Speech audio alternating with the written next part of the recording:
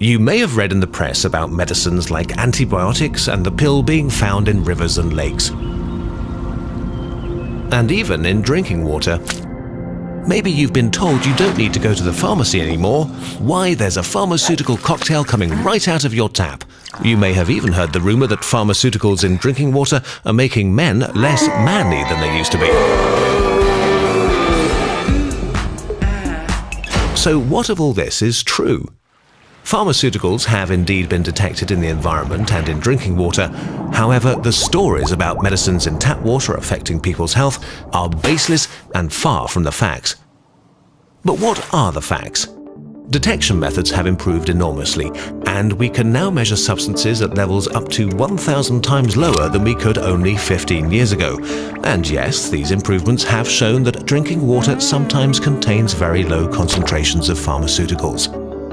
So how low? Well, if you wanted to consume the 400 milligrams of a typical ibuprofen pill, you would have to drink around 200 million litres of tap water, which makes about 40 Olympic-sized swimming pools. There still are knowledge gaps on this topic, but in 2012 the World Health Organization concluded that at current levels, appreciable adverse impacts on human health are very unlikely.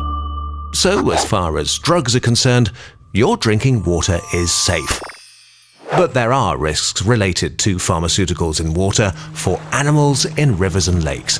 For instance, female hormones in the pill contribute to feminization of male wild fish, and low concentrations of an anti-anxiety drug have affected the behavior of carp, making them less social and eat faster, which makes them more vulnerable to predators. The unpredictability of these effects was shown in Asia. Vultures ate corpses of cows treated with diclofenac and died as a result. Populations fell by over 90%. So clearly, it's a good idea to reduce the input of pharmaceuticals into the environment. But how do human drugs get into the environment in the first place? When you apply medication on your skin, part of it will always wash off.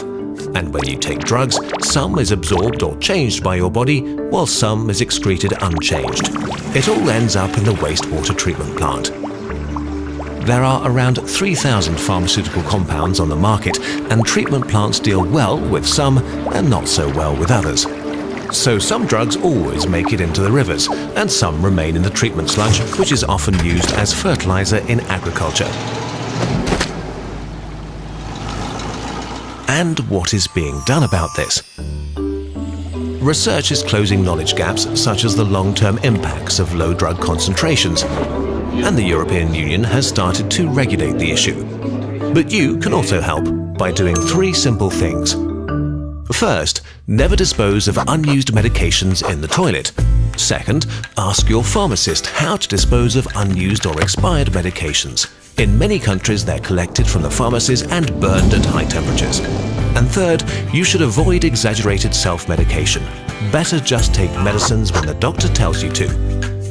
Remember, pharmaceuticals leave our bodies and may have a larger impact on the world around us than we know.